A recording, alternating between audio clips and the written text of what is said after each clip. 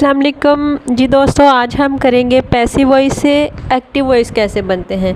तो इससे पहले हमने एक्टिव वॉइस से पैसिव वॉइस हर टेंस के अलग अलग बनाने सीखे हुए हैं। तो आज मैंने सोचा कि एक मश्क इस तरह की आपको करवा दूं कि पैसिव वॉइस से अगर एक्टिव वॉइस बनाना हो तो फिर उसको कैसे बनाना है। ठीक है, तो आइए ये मश्क स्टार्ट करने से कबल आपको क्या करना है, आप मेरे चैनल को सब्सक्राइब कर लें, बेल आइकन को प्रेस कर लें ताकि हर नई वीडियो आप तक बिल्कुल टाइम पर पहुंच सके। ठीक है, जल्दी से सब्सक्राइब कर लें। तो आइए स्टार्ट करते हैं। An apple is eaten by him. कैसे, ये देखिए एन एप्पल, इस तरह का टेंस, इस तरह का सेंटेंस कोई भी जिसमें ये मैंने लिखा है पैसिव वॉइस का, ठीक है ना, पैसिव वॉइस का लिखा है, इसको हम एक्टिव वॉइस में कैसे चेंज करते हैं वो बताने जा रही हूँ आप लोगों को। तो जिसमें खुद फाइल अपने लिए काम कर रहा हो वो होता है एक्टिव वॉइस। ठीक है, जिसमें फाइल के लिए काम किया जा रहा हो वो होता है पैसिव वॉइस। ठीक है, तो अब क्या हो रहा है, एन एप्पल, एक सेब, इज़ ईटन, इज़ है, ईटन खाया जाता है, बाय हिम उसकी तरफ से, एक सेब उसकी तरफ से खाया जाता है। ठीक है ना, या उसके लिए खाया जाता है। अब कैसे होगा, जैसे ही हमने एक्टिव वॉइस से जब पैसिव वॉइस में चेंज किया था, हम बनाते थे सब्जेक्ट को ऑब्जेक्ट और ऑब्जेक्ट को सब्जेक्ट, और वर्ब की थर्ड फॉर्म लगाते थे, है ना, वर्ब की थर्ड फॉर्म लगाते थे ना, और helping verb according to tense लगाते थे, और ऑब्जेक्ट से पहले बाय लगाते थे। ये रूल्स थे उसमें। लेकिन अब क्या होगा, अब हम जो पैसिव वॉइस का ऑब्जेक्ट होगा उसको एक्टिव वॉइस में हम सब्जेक्ट बना देंगे, और इधर से जो सब्जेक्ट होगा पैसिव वॉइस का उसको हम एक्टिव वॉइस का ऑब्जेक्ट बना देंगे। और इधर बाकी क्या करेंगे, हेल्पिंग वर्ब जो भी होगा हम अपने टेंस के हिसाब से यूज़ करेंगे, और वर्ब की फॉर्म भी अपने टेंस के हिसाब से यूज़ करेंगे, और बाय को कैंसिल कर देंगे। ठीक है ना, बाय सिर्फ पैसिव वॉइस में आता है जब एक्टिव से पैसिव बनाते हैं। जब पैसिव से एक्टिव बना रहे हों तब बाय नहीं लगाते। ठीक है, क्योंकि एक्टिव वॉइस में जो सब्जेक्ट है वो खुद अपने लिए काम खुद कर रहा होता है। तो कैसे बनेगा, एन एप्पल, एन एप्पल इसमें सब्जेक्ट है, तो ये पैसिव वॉइस का सब्जेक्ट एक्टिव वॉइस का ऑब्जेक्ट बन जाएगा। ये देखें, ये दो चेंजिंग हैं, ये हमारा सब्जेक्ट है, ये ऑब्जेक्ट है, वो ऑब्जेक्ट इधर सब्जेक्ट बन गया, और ये जो सब्जेक्ट है वो इधर ऑब्जेक्ट बन गया। ठीक है ना, ये दो चीज़ें तो क्लियर हो गई। इन दोनों चीज़ों को इसी तरह से आपस में बदल देना है। ठीक है, और उसके बाद क्या देखना है, हमने देखना ये है हमारा ये टेंस कौन सा यूज़ हुआ है। अब हमें इधर से पता चलेगा हेल्पिंग वर्ब से कि कौन सा टेंस यूज़ हुआ है। इज़ ईटन, इज़ हम कब यूज़ करते हैं, इज़ का वर्ड, इज़ हेल्पिंग वर्ब जब हमारे पास प्रेजेंट इंडेफिनिट टेंस का एक्टिव से पैसिव बना रहे हों, तो पैसिव वॉइस में हम क्या करते हैं, इज़ के साथ थर्ड फॉर्म लगाते हैं। थर्ड फॉर्म तो हर किसी में आती है, लेकिन इज़ से हमें अब पता चलेगा ये हमारा कौन सा टेंस है जिसमें हम एक्टिव वॉइस में हम इसको किस हिसाब से बदलें। तो अब हमें इज़ से पता चल रहा है कि ये हमारा प्रेजेंट इंडेफिनिट टेंस है। ठीक है, तो प्रेजेंट इंडेफिनिट टेंस में फिर हम क्या करते हैं, प्रेजेंट इंडेफिनिट जो सिंपल होता है उसमें ही के साथ वर्ब की फर्स्ट फॉर्म लगा के SCIS का इजाफा भी करते हैं। ठीक है, ऐसे होता है ना, इसमें हेल्पिंग वर्ब तो नहीं होता सिंपल में।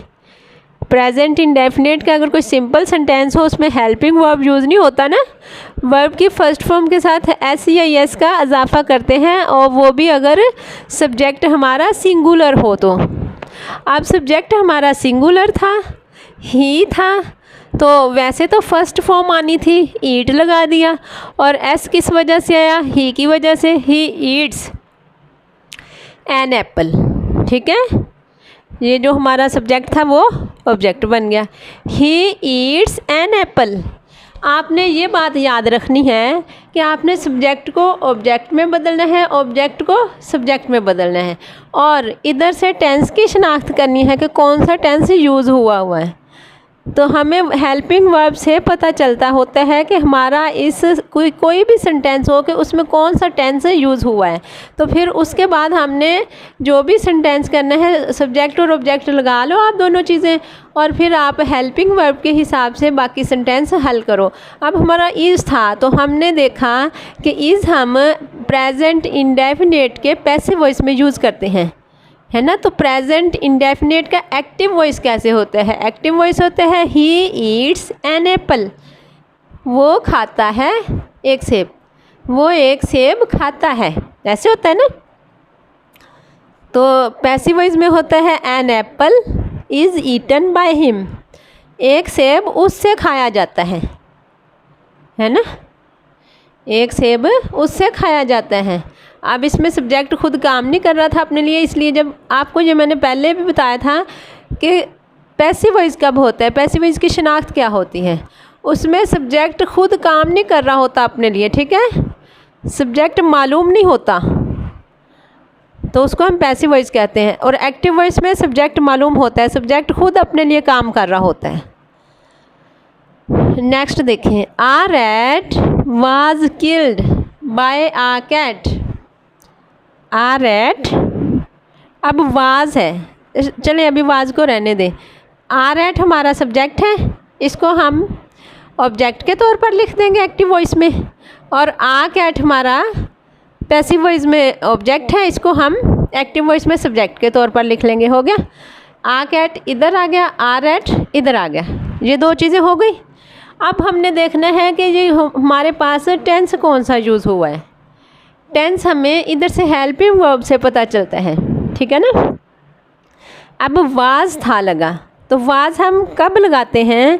जब किसके एक्टिव से पैसिव में लेकर जा रहे हों, जब हम पास्ट इंडेफिनिट को पैसिव में चेंज करते हैं तो हम वाज लगाते हैं, ऐसे होता है ना।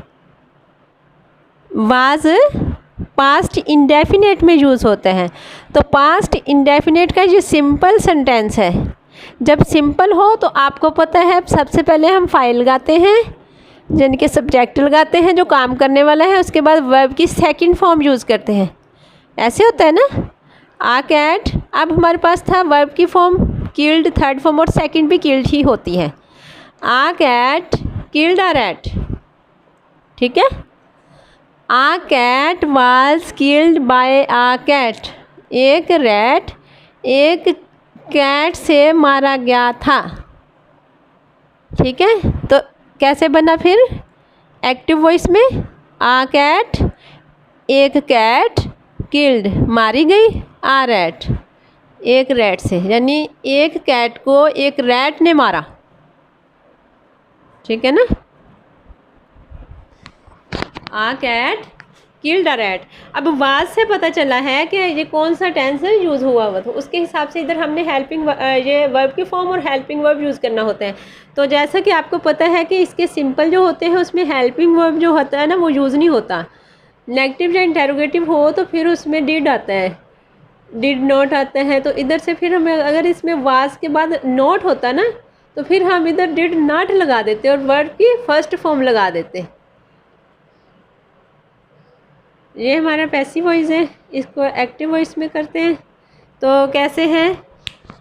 Urdu is studied, Urdu is studied by मी।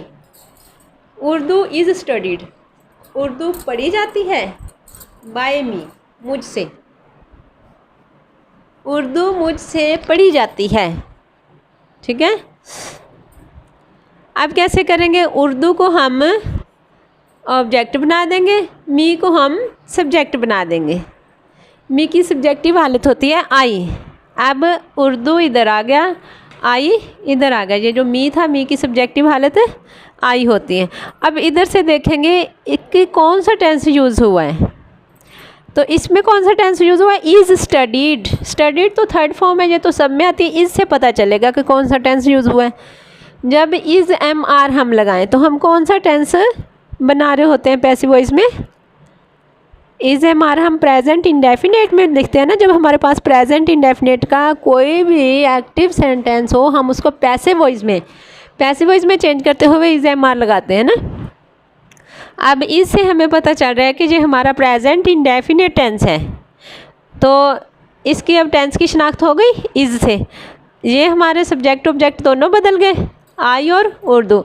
तो आई के साथ ये इज़ तो अब कैंसिल हो जाएगा ना, ये पैसिव वॉइस में ही आता है। तो इसमें इस टेंस में वर्ब की फ़र्स्ट फॉर्म लगाते हैं, प्रेजेंट इंडेफिनेट में वर्ब की फ़र्स्ट फॉर्म लगाते हैं। स्टडीड जो था वो थर्ड फॉर्म थी, अब इसकी फ़र्स्ट फॉर्म क्या आती है, स्टडी। आई स्टडी उर्दू, मैं उर्दू पढ़ता हूँ। ठीक है, वैसे था ना उर्दू मुझसे पढ़ी जाती है, तो अब है आई स्टडी उर्दू, मैं उर्दू पढ़ता हूँ। नेक्स्ट पैसिव वॉइस में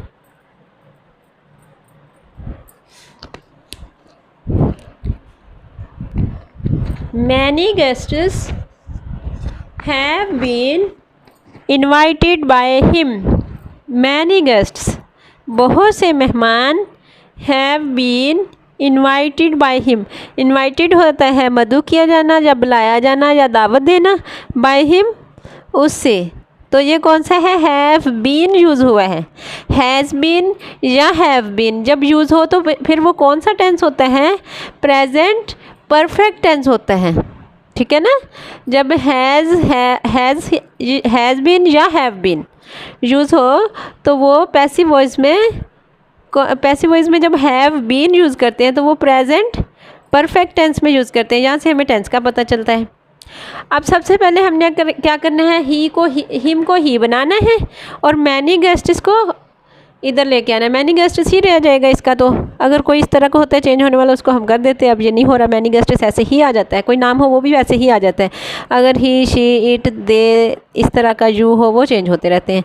तो लिहाजा ये हमारा सब्जेक्ट जो है वो ऑब्जेक्ट बन गया एक्टिव वॉइस में, और इधर से हिम जो था ऑब्जेक्ट था वो एक्टिव वॉइस का सब्जेक्ट बन गया। ही और मैनी गेस्ट्स, दो बातें तो हो गई क्लियर। अब ही के साथ जब हम प्रेजेंट परफेक्ट टेंस कर रहे हों, ही के साथ हैज़ हैव में से क्या यूज़ करते हैं, ही के साथ हैज़ यूज़ करते हैं ना। ही सिंगुलर है, ही शी इट या कोई सिंगुलर नाउन हो तो उसके साथ हम हैज़ का यूज़ करते हैं। अगर कोई प्लूरल नाउन हो तो हम हैव का यूज़ करते हैं। अब ही था, ही के साथ हैज़ आ गया। ठीक है, तो हैज़ के साथ आपको पता है थर्ड फॉर्म आती है वर्ब की, इनवाइटेड। He has invited. ठीक है, मैनी गेस्ट्स, सिर्फ दो बातें हैं इसमें। एक तो सब्जेक्ट को ऑब्जेक्ट में और ऑब्जेक्ट को सब्जेक्ट में बदल देना है, और दूसरी आपने अपने टेंस के हिसाब से हेल्पिंग वर्ब यूज़ करना है और फिर वर्ब की फॉर्म भी उसी के मुताबिक यूज़ करनी है, और बाय को कैंसिल कर देना है, बाय एक्टिव वॉइस में नहीं होता। ठीक है ना, he has invited many guests, ऐसे था ना, many guests have been invited by him. बहुत से मेहमान बुलाए गए थे, सॉरी थे नहीं आएगा, चुके हैं, बुलाए जा चुके हैं, बाय हिम उससे। बहुत से मेहमान उससे बुलाए जा चुके हैं। जब वो बहुत से मेहमान, मैनी गेस्ट्स बहुत से मेहमान have been invited by him उसकी तरफ से, बहुत से मेहमान बुलाए जा चुके हैं। तो इसको एक्टिव वॉइस में कैसे करते हैं, ही हैज़ इनवाइटेड, वो बुला चुका है, मैनी गेस्ट्स बहुत से मेहमानों को, वो बहुत से मेहमानों को बुला चुका है या दावत दे चुका है। ठीक है ना। नेक्स्ट देखिए, an apple will have been eaten by him. An apple will have been eaten by him. अब सबसे पहले आपने क्या करना है, एन एप्पल को ऑब्जेक्ट बनाना है और हिम को सब्जेक्ट बनाना है। ठीक है, जब हिम हो तो वो ही बनता है, सब्जेक्टिव हालत में ही होता है। तो एन एप्पल इधर आ गया, ये दोनों तो क्लियर हो गए ना। अब क्या करेंगे, अब हमें इधर से देखना होगा कि टेंस कौन सा यूज़ हुआ है। Will have been, will have been कब आता है, जब हम किस टेंस को पैसिव वॉइस में लेकर जाते हैं तो विल हैव बीन यूज़ करते हैं। विल हैव बीन जब हम फ्यूचर परफेक्ट टेंस को पैसिव वॉइस बनाते हैं तब हम यूज़ करते हैं, ठीक है ना। फ्यूचर परफेक्ट टेंस हो तो फिर हम विल हैव बीन यूज़ करते हैं। तो फ्यूचर परफेक्ट टेंस का अपना जो हेल्पिंग वर्ब है वो क्या है, विल हैव, ठीक है, विल हैव है ना। तो इधर कैसे फिर होगा, विल हैव बीन तो उसके लिए लगा था ना जब हम पैसिव में लेकर गए थे, ठीक है, पैसिव वॉइस में बीन लगता है, लेकिन फ्यूचर का अपना जो इसका वर्ब है विल हैव है, तो ही विल हैव। तो विल हैव के साथ यानी फ्यूचर परफेक्ट टेंस के अंदर वर्ब की थर्ड फॉर्म यूज़ करते हैं, तो वो वर्ब की थर्ड फॉर्म आ गई ईटन, ठीक है। ये दोनों चीज़ें थी ना जो आपकी रह गई थी। ही भी हमने कर लिया था, एन एप्पल भी कर लिया था, हिम का ही बना दिया, एन एप्पल का एन एप्पल। और वर्ब की ये हमने वर्ब की देखी कि कौन सी हेल्पिंग वर्ब यूज़ होगी और वर्ब की फॉर्म कौन सी यूज़ होगी। हेल्पिंग वर्ब विल हैव और वर्ब की थर्ड फॉर्म विल हैव के साथ थर्ड फॉर्म ही आती है। फ्यूचर परफेक्ट में वर्ब की थर्ड फॉर्म लगाते हैं, ठीक है ना। He will have eaten an apple. अब है ये देखें, ही बन गया ना सब्जेक्ट, इसका सब्जेक्ट है। वो एक सेब खा चुका होगा, he will have eaten an apple. पहले था एक सेब उससे खाया जा चुका होगा, अब है वो एक सेब खा चुका होगा, ठीक है ना। नेक्स्ट एग्जाम्पल देखें, was the food being eaten by her. अब वाज द फूड, ठीक है, ये वाज जो है ना वो स्टार्ट में आ गया, बस ये इंटरोगेटिव सेंटेंस है। इंटरोगेटिव में वाज या वर या जो भी चीज़ हो, कोई भी किसी भी टेंस का हो इंटरोगेटिव, उसमें हम हेल्पिंग वर्ब स्टार्ट में लिखते हैं ना। ये वाज इधर स्टार्ट में आ गया। आप अभी फ़िलहाल इसको रहने दें, आप करें द फूड को ऑब्जेक्ट बनाएं और हर को सब्जेक्ट बनाएं। द फूड इधर लिख दिया और हर जो है इसका सब्जेक्ट क्या बनेगा, सब्जेक्टिव हालत शी बनती है। शी और द फूड हो गया, ठीक है, दोनों बातें क्लियर हो गई। अब हमने देखना है कि ये कौन सा टेंस था। तो ये टेंस कौन सा है, वाज बीइंग। इससे पता चलेगा कि वाज बीइंग हम किस पैसिव वॉइस में यूज़ करते हैं, ठीक है ना।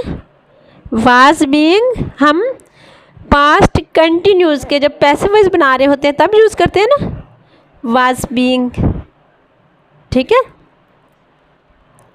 अब क्या हो जाएगा, ये देखिए वाज का वाज आ गया। जब सिंपल एक्टिव वॉइस में हम कर रहे हों तो हम बीइंग नहीं लगाते ना। जब पास्ट कंटिन्यूस के जो अपना हेल्पिंग वर्ब है वो है वाज और वर, तो वाज या वर के हिसाब से जो भी हो उसके साथ बीइंग लगाते हैं पैसिव वॉइस के अंदर। ये पैसिव वॉइस का सेंटेंस था ना, तो बीइंग जो है वो अब नहीं लगेगा। ये हमारा पास्ट कंटिन्यूस टेंस है। तो हम कैसे करेंगे, पास्ट कंटिन्यूस में हम लगाते हैं वाज या वर, ठीक है। तो इसका क्या बना, वाज शी ईटिंग।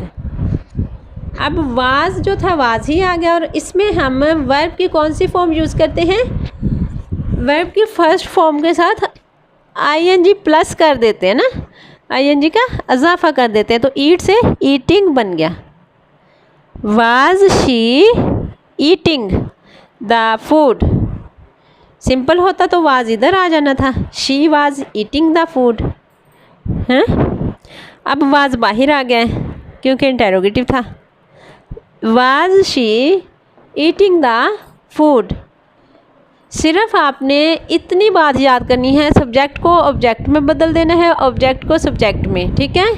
और हेल्पिंग वर्ब से टेंस की शनाख्त करनी है कि कौन सा टेंस यूज़ हुआ है, ठीक है। और जो भी टेंस यूज़ हुआ होगा उसी के मुताबिक फिर हम उसको एक्टिव वॉइस में चेंज कर देंगे। जिस टेंस के मुताबिक उसका हेल्पिंग वर्ब और उसकी वर्ब दोनों चीज़ें उसके मुताबिक हम तब्दील कर देंगे, ठीक है।